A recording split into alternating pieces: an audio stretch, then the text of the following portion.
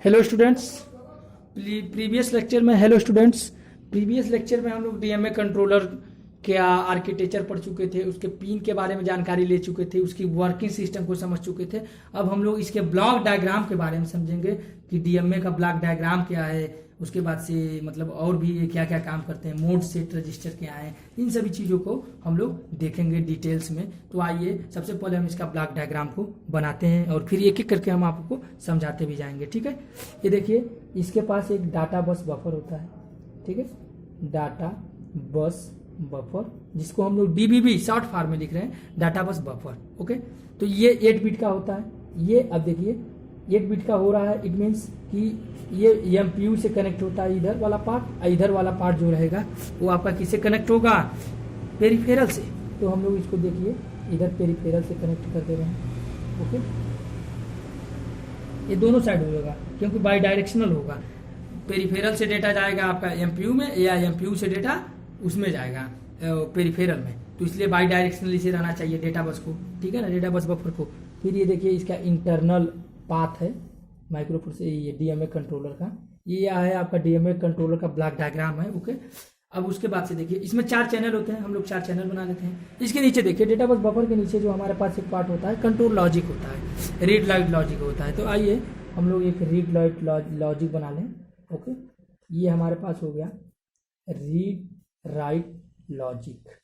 Read write logic का काम क्या है कि रीडिंग का काम होगा, फिर उसके बाद से राइट का काम होगा, और उस राइट रीड और राइट ऑपरेशन के थ्रू ही तो हम डेटा ट्रांसफर करेंगे। अगर मान लीजिए आपको पेरिफेरल से कोई डेटा भेजना है तो आप क्या करेंगे, राइट करेंगे, राइट ऑपरेशन करेंगे। ठीक है ना, माइक्रो प्रोसेसर में राइट करेंगे। अगर आपको माइक्रो प्रोसेसर से कोई डेटा पेरिफेरल की ओर भेजना है तो रीड करके ही तो अपने में लेंगे। तो रीड और राइट लॉजिक का अलग अलग काम है, इनको डिफिनीशन भी दिए गए हैं कि कैसे कैसे काम करते हैं, और इसी से इनके कुछ पिन जुड़े होते हैं। ओके, उन्हीं पिनों का हम लोग ध्यान रखते हैं बेसिकली। ओके, ठीक है।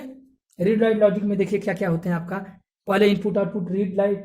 ठीक है, IOR जो होता है ये भी जुड़ा होता है। ठीक है, ये input output read write read और राइट करता है। लेकिन एक्टिव लो है तो एक्टिव लो के लिए यहाँ पर बबल लगा दिया जाता है, आप लोग बना सकते हैं।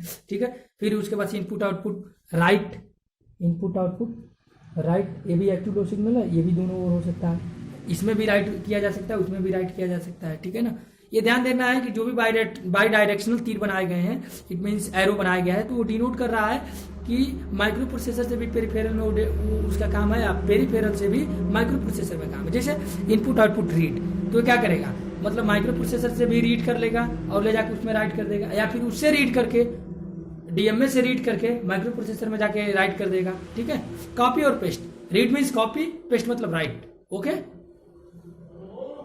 अब हम लोग आते हैं सीएल के क्या है, ये इसको क्लॉक दिया जाता है और इसके क्लॉक को सिंक्रोनाइज कराया जाता है। किससे, इसके क्लॉक को हम लोग सिंक्रोनाइज कराते हैं, किससे, बेसिकली 8085 माइक्रो प्रोसेसर से। अब इसके पास A0 से A4 तक 4 एड्रेस लाइनें हैं। ठीक है, A0 से A4 तक नोट कर लीजिए, A0 टू A4 तक इसके पास 4 एड्रेस लाइन है। ठीक है, उसके बाद से इसमें एक chip select active low signal होता है, यहाँ पर हम लोग बना दे रहे हैं उसको चिप सेलेक्ट, CS बार हो गया। ओके, अब उसके बाद से एक हमारे पास जो होता है कंट्रोल लॉजिक।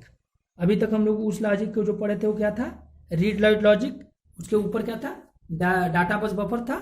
अब एक कंट्रोल लॉजिक है। कंट्रोल लॉजिक देखिए इसमें क्या होते हैं कि 4 लाइन, इसमें भी नीचे वाली हायर, ये देखिए लोअर एड्रेस लाइन है A0 से A4 तक, इसमें अपर एड्रेस लाइन ये 4 रहेंगे, A4 to A0 to A3 तक ना, A4 टू A7 तक। ओके, ये हो गए इसके हायर एड्रेस लाइन। ओके, उसके बाद से इसमें रेडी रहता है, भाई कंट्रोल लॉजिक से ही तो हम लोग रेडी करेंगे, कंट्रोल लॉजिक। ठीक है, एक कंट्रोल लॉजिक हो गया। इससे हमारा क्या होगा, ये देखिए इसका इंटरनल बस है, हम लोग लिख ले रहे हैं इंटरनल बस को, इंटरनल बस, ये इंटरनल बस है। ये किसका इंटरनल बस है, डीएमए का, डीएमए कंट्रोलर का। ऐसा नहीं है कि 8085 का इंटरनल बस है, डीएमए कंट्रोलर का है ये इंटरनल बस से। ये भी सब इंटरनल बस ही हैं, इससे जुड़े हुए हैं। ओके, तो आप लोगों को ये दिखाना पड़ेगा। और ये देखिए ये सब जुड़े हुए हैं, फिर ये सब इसके पिनिंग है, और इसके अंदर ये इंटरनल बस है। ऐसे 2 लाइन से हम इंटरनल बस बना लें, ये दोनों बाई डायरेक्शनल होंगे। ओके, तो ये देखिए बना लीजिएगा आप लोग। उसके बाद से इसमें एक और पिन होता है, देखिए रेडी को हम लोग यूज करते हैं इसमें। READY। रेडी पिन क्या करेगा कि कंट्रोल लॉजिक में रेडी पिन का क्या काम है, ये बेसिकली इसको रेडी करेगा। 8257 जो हमारे पास डीएमए कंट्रोलर है उसको रेडी कर देगा कि अब आप डेटा के लिए तैयार हो जाइए या फिर कुछ भी कीजिए। देखिए तो ये देखिए ये इंटरनल है, पिन के इंटरनल है, इट मीन डिवाइस को दी जा रही है पिन, ठीक है। ये जो चीज है रेडी, ये डिवाइस को दिया जाएगा सिग्नल कि आप रेडी हो जाइए, ठीक है। जैसे मान लीजिए पेरिफेरल से डेटा ट्रांसफर करना है तो ये रेडी करने के लिए इस डिवाइस को दी जा रही है, इसे बाहर नहीं, आउटसाइड नहीं दिया गया है। तो ये बहुत ध्यान रखने वाली चीज है कि किस पिन को आउटसाइड है, कौन सा इनसाइड है, कौन सा एक्टिव लो है, कौन सा एक्टिव हाई है। ओके, अब देखिए HRQ क्या है, होल्ड रिक्वेस्ट। आपको बताया था ना कि होल्ड रिक्वेस्ट को हम बोलेंगे HRQ, जो वहां पर जाकर होल्ड बन जाएगा, ठीक है ना। HRQ क्या है, होल्ड रिक्वेस्ट है, जो वहां पर जाकर क्या बन जाएगा, होल्ड बन जाएगा, है ना। तो देखिए जैसे ही होल्ड रिक्वेस्ट मिलेगा, इट मीन्स होल्ड रिक्वेस्ट किसको मिलेगा, माइक्रो प्रोसेसर को, ठीक है। डीएमए कंट्रोलर होल्ड रिक्वेस्ट किसको देगा, माइक्रो प्रोसेसर को। तो वही चीजें जाकर वहां पर होल्ड हो जाएंगे, होल्ड वाले उस सिग्नल को वो अप्लाई कर देगा, ठीक है। तो उसके बदले में यहाँ पर क्या मिलेगा, होल्ड सिग्नल, मतलब होल्ड सिग्नल उसको मिल रहा है, कहने का मतलब ये हुआ, ठीक है। माइक्रो प्रोसेसर को होल्ड मिला, यहाँ से ये होल्ड रिक्वेस्ट भेजा, ओके। उसके बदले में माइक्रो प्रोसेसर इसको क्या देगा, HLDA दे देगा, ठीक है। आप लोग होल्ड रिक्वेस्ट HLDA लिख लें, ठीक है, इसको HLDA ही लिख लेते हैं, ठीक है। HLDA दे देगा, जैसे होल्ड दिया, hold signal HRQ, hold request हो समझिए दिया किसको, माइक्रो प्रोसेसर को। ये डीएमए कंट्रोलर होल्ड रिक्वेस्ट किसको दिया, माइक्रो कंट्रोलर को, उसके बदले में वो HLDA दिया जो माइक्रो प्रोसेसर को, जो मतलब डीएमए कंट्रोलर को इंटरनली जा रहा है। इट मीन्स इसकी दिशा क्या है, माइक्रो कंट्रोल, ये हमारे पास जो कंट्रोलर है डीएमए कंट्रोलर को जा रहा है, और इसको आउटसाइड द डीएमए कंट्रोलर मतलब माइक्रो प्रोसेसर को जा रहा है, और ये HLDA ये डीएमए कंट्रोलर को जा रहा है। तो ये ध्यान देने वाली बातें हैं सब चीजें। अब हम लोग आते हैं ME, MR, ME, MW। तो ये देखिए मेमोरी रीड और राइट करने के लिए, ठीक है। तो ये देखिए आउटसाइड है, आउटसाइड का मतलब क्या है, इसमें तो मेमोरी है नहीं, है कि नहीं, इसमें तो मेमोरी है नहीं, डीएमए कंट्रोलर के पास तो मेमोरी है नहीं। तो बेसिकली किसके लिए है वो, मतलब पेरिफेरल डिवाइस का मेमोरी के लिए है या फिर माइक्रो प्रोसेसर के मेमोरी को रीड और राइट करने के लिए, ठीक है। और ये एड्रेस लैच इनेबल, ठीक है, ये एड्रेस इनेबल, ये भी पिन क्या है, आउटसाइड है।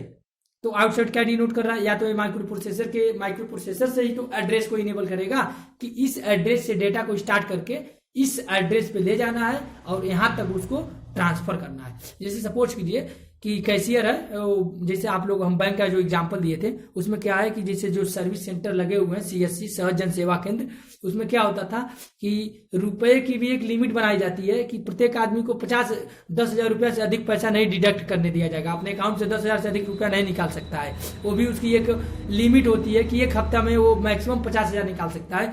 तो ये सब क्या है, ये लिमिट को ही दिखा रहा है, ये EN कि हमारे पास इस एड्रेस से डेटा इस एड्रेस पे जा रहा है, माइक्रो प्रोसेसर के एड्रेस नंबर 2000 से स्टार्ट होके और पेरिफेरल के एड्रेस नंबर 3FFF पर जा रहा है, और कितने टाइम तक जाएगा, कितने एड्रेस तक होगा, इन सभी चीजों का वो फंक्शनिंग करता है, ठीक है। ADST भी आपको बता चुके हैं इसके बारे में, ये भी बाहरी पिन है, TC टर्मिनल काउंट का काम करेगा, ठीक है। और उसके बाद से मार्क है, मार्क क्या करेगा, मोड को सेलेक्टिंग करेगा। अब हम लोग आते हैं बेसिकली अपने चैनल पे। देखिए इसके पास 4 चैनल होते हैं, हम शुरू में बता रहे हैं कि डीएमए के पास 4 चैनल होंगे, ठीक है। हम लोग बना लें 4 चैनल, ओके। ये आपका 1 2 3 4 चैनल हो गया, channel 1, channel 2, channel 3, channel 4 channel हो गए भाई। और इसके साथ ही इस चैनल में 4, इस चैनल में क्या होंगे, इस चैनल में 4 हमारे 2 रजिस्टर होंगे, एक स्टेटस रजिस्टर होगा, एक कंट्रोल रजिस्टर होगा। इस चैनल के अंदर स्टेटस रजिस्टर और फिर कंट्रोल रजिस्टर इस चैनल में होंगे, ठीक है। और अब देखिए इस चैनल को हम डायरेक्टली इंटरनल बस से कनेक्ट कर देंगे। आइए हम लोग कनेक्ट कर लेते हैं, क्योंकि इसी चैनल के थ्रू ही तो हम अपना डेटा ट्रांसफर करेंगे, ओके। तो ये देखिए ये आपका कनेक्ट हो गए इंटरनली हम लोग इसको कनेक्ट कर दिए। आप लोग भी कनेक्ट करिए इस डायग्राम से, ओके। तो ये हमारा चैनल से कनेक्ट हो गया, ठीक है। जब कनेक्ट कर लेंगे लोग हम लोग इंटरनली इससे अपने बस को, तो उसके बाद से इस चैनल को एक सिंगल लाइन देंगे, उस सिंगल लाइन की सहायता से प्रियोरिटी रिजॉल्वर जोड़ेंगे। भाई कुछ चैनल ने पहले रिक्वेस्ट दिया है, यहाँ पर एक हमारे पास होगा प्रियोरिटी रिजॉल्वर प्रियोरिटी रिजॉल्वर सभी चैनल में दिए जाएंगे, ठीक है। तो हम लोग एक कॉमन लाइन ऐसे बना लेते हैं जो सभी चैनल में प्रियोरिटी रिजॉल्वर दिए गए हैं, ठीक है। सपोज कीजिए इसमें भी प्रियोरिटी रिजॉल्वर दिया गया, इसमें भी और फिर इसमें एक प्रियोरिटी रिजॉल्वर है, ठीक है, ओके। और उसके बाद से इस प्रियोरिटी रिजॉल्वर के साथ साथ इन लोगों को मतलब प्रियोरिटी रिजॉल्वर की सहायता, आप देखिए इस प्रियोरिटी रिजॉल्वर का भी ये देखिए इंटरनल बस है, ये इसका एक पार्ट इधर से जुड़ा हुआ है और फिर इसका एक पार्ट यहाँ से भी जुड़ा हुआ है इस कंट्रोल लॉजिक से। तो प्रियोरिटी रिजॉल्वर पे किसका मतलब कंट्रोल रहेगा, कंट्रोल लॉजिक का कंट्रोल रहेगा। प्रियोरिटी रिजॉल्वर पे कंट्रोल लॉजिक का कंट्रोल रहेगा, ओके। और फिर इस प्रियोरिटी रिजॉल्वर में क्या क्या कार्य होगा, अभी हम इस सभी जितने भी ब्लॉक डायग्राम है इन सभी चीजों के बारे में बताते हैं कि इनका क्या क्या काम है। अब आप लोग सबसे पहले ये चैनल 1 है तो इसको ये क्या होगा, DRQ0 जाएगा, ठीक है, DRQ0, फिर DRQ1, DRQ2, DRQ4, ठीक है। और फिर ये डैक, अब देखिए डैक एक्टिव हाई है और डैक एक्टिव लो है। DAC not, DAC 1, DAC 2, DAC 3, okay. ये DRQ3 है, ओके। तो अब देखिए अब ये हमारा कंप्लीटली ब्लॉक डायग्राम हो गया, ठीक है। सपोज कीजिए कि कोई पेरिफेरल डिवाइस है, सपोज कीजिए कि हमारे पास 2 या 3 पेरिफेरल डिवाइस है, तो सब लोगों ने अपना अपना रिक्वेस्ट भेजा, ठीक है, कि हमें डेटा ट्रांसफर कराना है और वो भी लार्ज मात्रा में डीएमए कंट्रोलर को रिक्वेस्ट भेजा। तो डीएमए कंट्रोलर उस रिक्वेस्ट को क्या करेगा, माइक्रो प्रोसेसर के पास भेजेगा और माइक्रो प्रोसेसर से बस लेगा और उसी बस को अपना इंटरनली और एक्सटर्नली ऐसे चलाएगा। जैसे मान लीजिए ये क्या करेगा, माइक्रो प्रोसेसर को ये सब चीजें भेजेगा। जैसे मान लीजिए DRQ1 मतलब चैनल 1 पे कोई डिवाइस कनेक्टेड है, चैनल 2 पे भी कोई डिवाइस कनेक्टेड है, चैनल 3 पे भी, चैनल 4 पे भी। तो ये सब चारों डिवाइसेस सपोज कीजिए कि डीएमए कंट्रोलर को डेटा ट्रांसफर करने के लिए भेजी। तो सबसे पहले क्या होगा, इनके रिक्वेस्ट को प्रियोरिटी रिजॉल्वर में जाएगा। प्रियोरिटी रिजॉल्वर क्या करता है कि इनकी प्रियोरिटी सेट करता है कि किसका रिक्वेस्ट वैलिड है, किसका मतलब पहले सेवा करें, किसका बाद में सेवा करें। जैसे हम लोग बैंक में भी जाते हैं, CSC सेंटर पे भी, तो वहाँ भी एक जो हमारा एक पॉलिसी होती है कि जो भी सीनियर सिटीजन है या फिर हमारे जो भी मतलब असमर्थ लोग हैं उनको सर्विस पहले दी जाए। एक प्रियोरिटी रिजॉल्वर एक क्राइटेरिया बनाया जाता है प्रियोरिटी के लिए कि किनको सबसे पहले टॉप मोस्ट पे रखा जाए, मतलब किनकी सर्विस पहले दी जाए, ठीक है। तो वैसे ये भी प्रियोरिटी रिजॉल्वर का ही काम है कि वो सबसे पहले किसकी रिक्वेस्ट सुनेगा। तो इसमें क्या है, प्रियोरिटी रिजॉल्वर ये इम्पोर्टेंसी के अनुसार पे कि किस पेरिफेरल का डिवाइस का डाटा ट्रांसफर करना बहुत जरूरी है, किसका नहीं, और फिर साथ में टाइम के बेसिस पे कि कौन पहले आया है, कौन पहले रिक्वेस्ट दिया है, तो उसको रिस्पॉन्ड किया जाता है, उसमें पहले डाटा ट्रांसफर किया जाता है बस से। उसके बाद से फिर जो सेकंड नंबर पे आया है, जिसकी प्रियोरिटी सेकंड है, उसको मतलब डेटा दिया जाता है ट्रांसफर करने के लिए।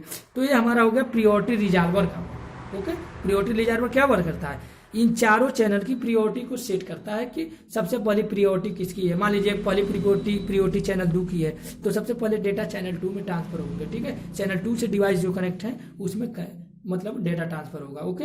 अगर मान लीजिए कि सेकंड प्रियोरिटी चैनल 1 की है तो वो चैनल 1 में ट्रांसफर होगा, ठीक है। मान लीजिए थर्ड प्रियोरिटी चैनल 0 का है तो उस पर ट्रांसफर होगा। ये इसकी प्रियोरिटी को सेटिंग करता है कि किसको हम आगे सर्विस दें, किसको बाद में सर्विस दें। ये सब चीजें हो गई आपकी प्रियोरिटी रिजॉल्वर का कार्य, ठीक।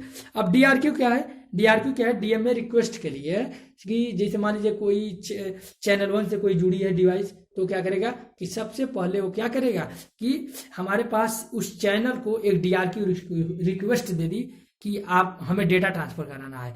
तो वो क्या करेगा, उस रिक्वेस्ट को प्रियोरिटी रिजॉल्वर में जाके सॉल्व करेगा और उसको एनालिसिस करेगा कि इसके पहले नहीं ना किसी ने सर्विस लेनी चाहिए।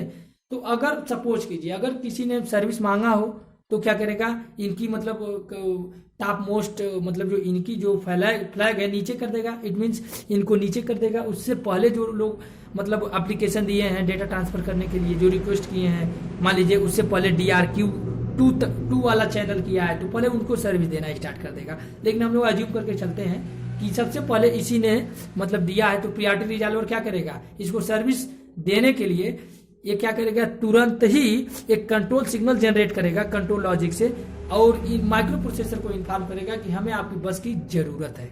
ठीक है, जब बस की जरूरत है तो वो अब क्या करेगा, ये डीएमए कंट्रोलर है, तो डीएमए कंट्रोलर का यहाँ पर मान लीजिए डिवाइसेस हैं, peripheral device 1, peripheral device 2, peripheral device 3, peripheral device 4। ठीक है, ये सब डिवाइसेस हैं।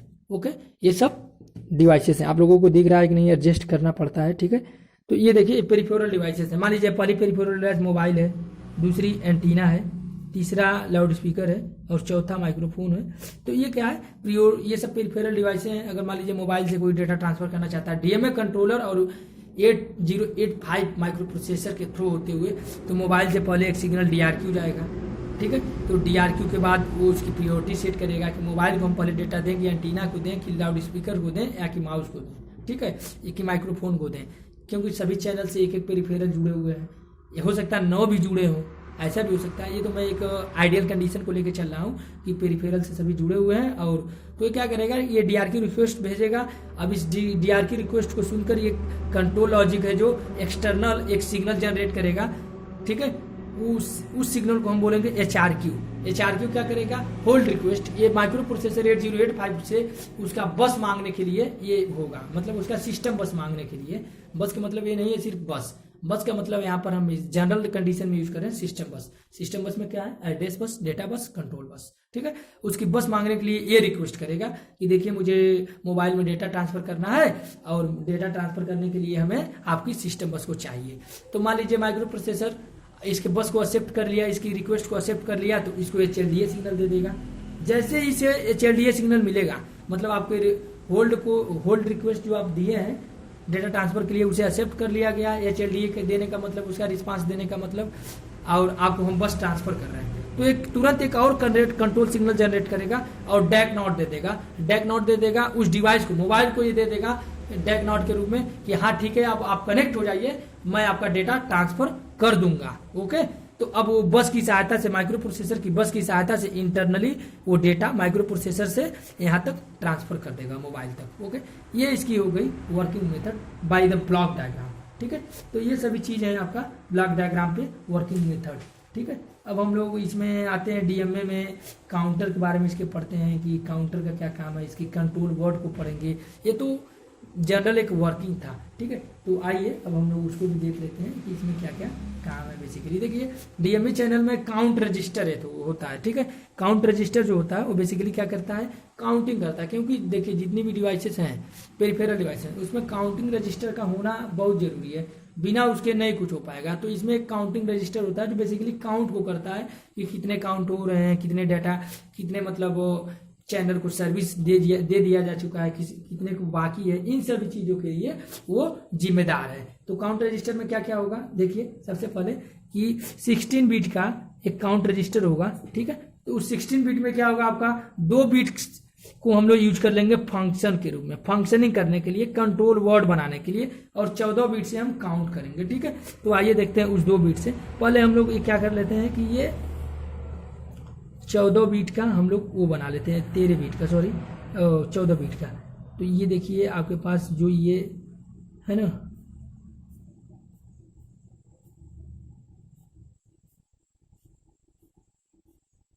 ओके ठीक है, तो आप लोग इसके ये बीट हो गए, मान लीजिए ये 0 1 2 3 4 5 6 7 8 9 10 11 12 13। ये देखिए 13 से लेके यहाँ तक ये सभी क्या है, काउंटर की तरह काम करेंगे, काउंटिंग करने के लिए कि हमें क्या क्या काउंटिंग करना है, मतलब नीचे ऊपर जाना है। चैनल में क्या है, काउंटिंग भी तो करना पड़ेगा कि जैसे मान लीजिए DRQ0 से लेके DRK1 तक इस चैनल में जाना है, फिर उस चैनल से वहां जाना है, तो काउंटर की हमेशा जरूरत पड़ेगी।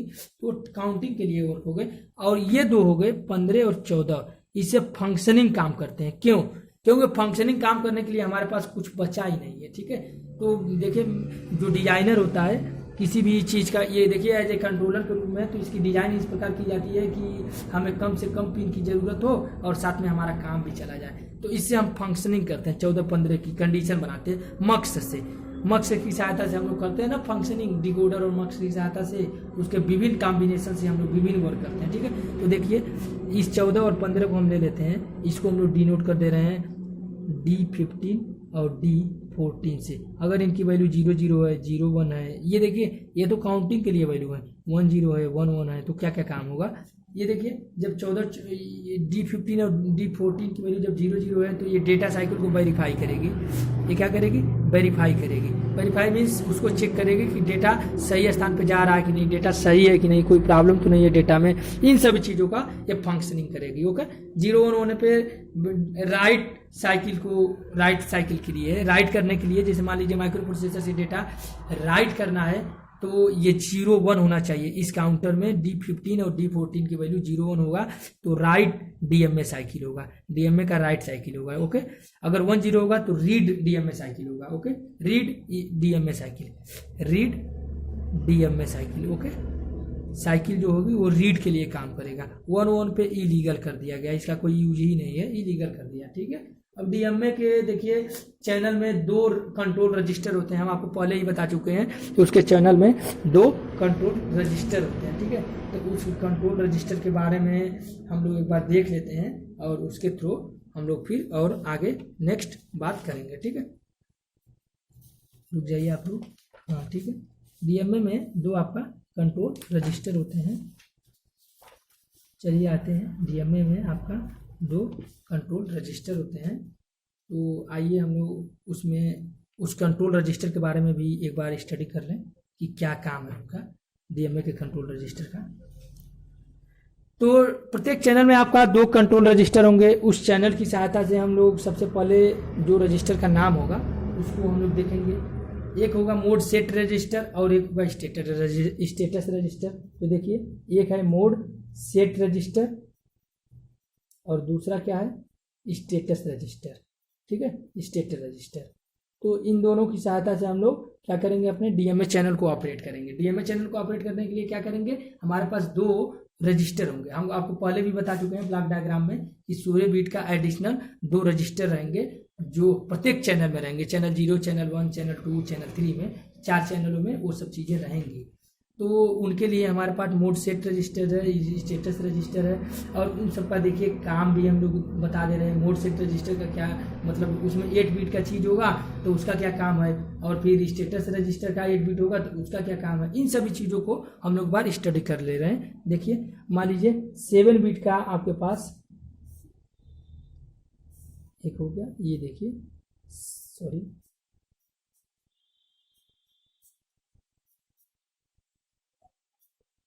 1 2 3 4 5 6 7 8, ये 8 बिट का हमारे पास ये हो गया mode set register, mode set register, ठीक है। तो इसमें देखिए बेसिकली हम लोग क्या करेंगे, मोड सेट रजिस्टर में ये वैल्यू हम लोग लिख रहे हैं 7 6 5 4 3 2 1 0। तो देखिए 0 से 4 तक के चैनल को सेलेक्ट करेंगे, उस चैनल को इनेबल करेंगे 0 से 3 तक, ठीक है। ये देखिए ये चैनल 1 को इनेबल करेगा, चैनल 1 को इनेबल करेगा, ये चैनल 2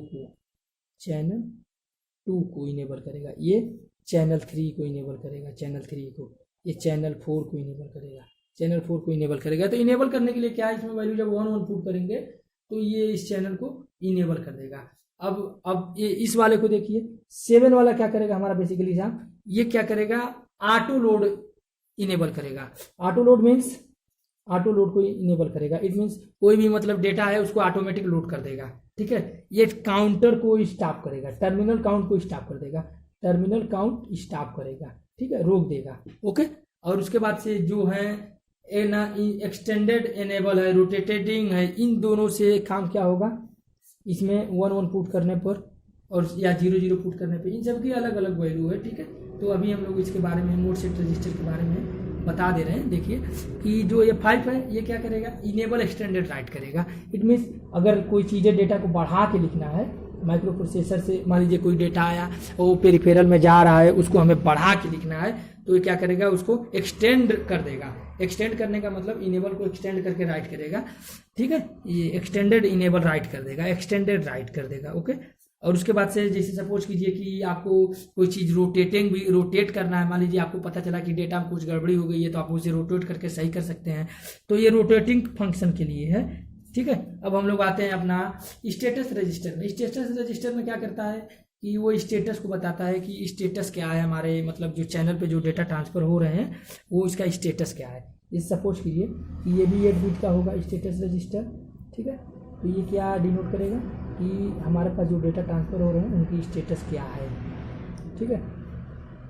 तो उन डेटा को ट्रांसफ़र जो हो रहा है उसकी स्टेटस को चेक करने के लिए ये देखिए, ये 0 से लेके 4 तक, 0 1 2 3 4 5 6 7, ठीक है। 0 से लेकर 3 तक ये सबकी स्टेटस को बताएगा। टर्मिनल काउंट समाप्त हुआ है कि नहीं उसको बताएगा, ठीक है। ये क्या करेगा, टीसी स्टेटस, टर्मिनल काउंट मतलब उस चैनल से डेटा मतलब पूरी तरह से ट्रांसफर हो चुका है कि नहीं, इस चीज को बताएगा। ये टीसी टर्मिनल काउंट को बताएगा चैनल 0 के लिए, 0 वाले चैनल के लिए। ये यही चीज दिखाएगा टर्मिनल काउंट चैनल 1 के लिए, ठीक है। दिख रहा है कि नहीं आप लोग देखिए, चैनल 1 के लिए। ये फिर टीसी की वैल्यू बताएगा चैनल 2 के लिए, ये टीसी की वैल्यू फिर बताएगा चैनल 3 के लिए, ठीक है। मतलब ये क्या करेगा बेसिकली कि चैनल के लिए हमारा टीसी का स्टेटस बताएगा कि टर्मिनल काउंट हुआ कि नहीं हुआ, और ये वैल्यू हमेशा 0 0 रहता है। और इससे फ्लैग कोई अलग अगर कंडीशन जनरेट हो गया तो ये इसके लिए है। ये मान लीजिए कि डेटा ट्रांसफर करने के लिए कोई अलग कंडीशन जनरेट हो गया कि हमारा डेटा जो राइट हो रहा है वो कहीं मिसरप्ट हो गया या कोई प्रॉब्लम क्रिएट हो गई, तो ये उस चीज को बताएगा। इसको हम बोलते हैं अपडेट फ्लैग, ठीक है। जैसे मान लीजिए देश में स्थिति है कि फ्लैग है ना अपने देश का, अपने देश के फ्लैग है, उसमें 3 कलर है ना, आप सभी लोगों को पता है। तो फ्लैग की भी कंडीशन है, फ्लैग को अपडेट किया जाता है हमेशा। जैसे मान लीजिए कोई शोक है, शोक दिवस है, ठीक है, कोई बड़ा नेता मर गया तो 15 दिन के लिए झंडा झुका दिया जाता है। देश में आपत्ति काल आ गया तो फिर वो झंडा को हम लोग क्या करते हैं कि उसको झुका देते हैं। देश में और शोक, अगर मान लीजिए गृह युद्ध छिड़ गया है तो झंडे को हम क्या करते हैं, सफेद झंडा यूज करने लगते हैं अपडेट फ्लैग में। इट मीन्स शोक को दिखाने लगते हैं, ठीक है ना। मान लीजिए कि कहीं अगर ये सपोज कीजिए कि राष्ट्रपति की देहांत हो गई तो 1 हफ्ते के लिए झंडा मतलब झुका दिया जाएगा। तो ये सब चीजें होती हैं, फ्लैग को अपडेट किया जाता है कि किस कंडीशन पे सब फ्लैग क्या है, डिनोट कर रहे हैं कि क्या हो रहा है। मान लीजिए कोई खुशी का पर्व है 15 अगस्त 26 जनवरी, तो उस दिन झंडा को फहराया जाएगा, है ना, अच्छे से तिरंगे झंडे को फहराया जाएगा। तो ये सब फ्लैग स्टेटस बता रहे हैं कि आपके देश में क्या हो रहा है इस टाइम, ओके। तो वैसे ही ये अपडेट फ्लैग है, ये बेसिकली ये बताता है कि आपका डीएमए डेटा का ट्रांसफर जो हो रहा है वो कैसे हो रहा है, ठीक है। जैसे मान लीजिए कि अपने देश के राष्ट्रपति या फिर किसी नेता का देहांत हो गया तो क्या करते हैं हम लोग, बेसिकली झंडा को 15 दिन के लिए, 7 दिन के लिए, जो जैसा नेता है, जो जिस कैटेगरी का है, उस झंडा को झुका देते हैं। और उस झंडा को झुकाने से हमारे देश की कंडीशन पता चल जाती है। ठीक उसी प्रकार इसके फ्लैग को हम लोग जब अपडेट कर देंगे तो हमें ये पता चल जाएगा कि किस चैनल से कितना डेटा ट्रांसफर हो गया है, कितना डाटा नहीं ट्रांसफर हुआ है, इस समय डेटा में कोई प्रॉब्लम तो नहीं है। इन सभी चीजों का डेटा माइनिंग एनालिसिस इसको बोलते हैं। इस फ्लैग की सहायता से हम लोग डेटा माइनिंग एनालिसिस करते हैं, ओके। तो अब हमारा डीएमए कंट्रोलर लगभग समाप्त हो चुका है, अब कुछ नहीं बचा हुआ है इसमें। अब हम लोग नेक्स्ट लेक्चर में मतलब दूसरे टॉपिक की बात करेंगे। हो सकता है हम लोग इसके बाद वाले लेक्चर में स्टैक और सब रूटीन की बात करें, ओके फ्रेंड्स, थैंक यू।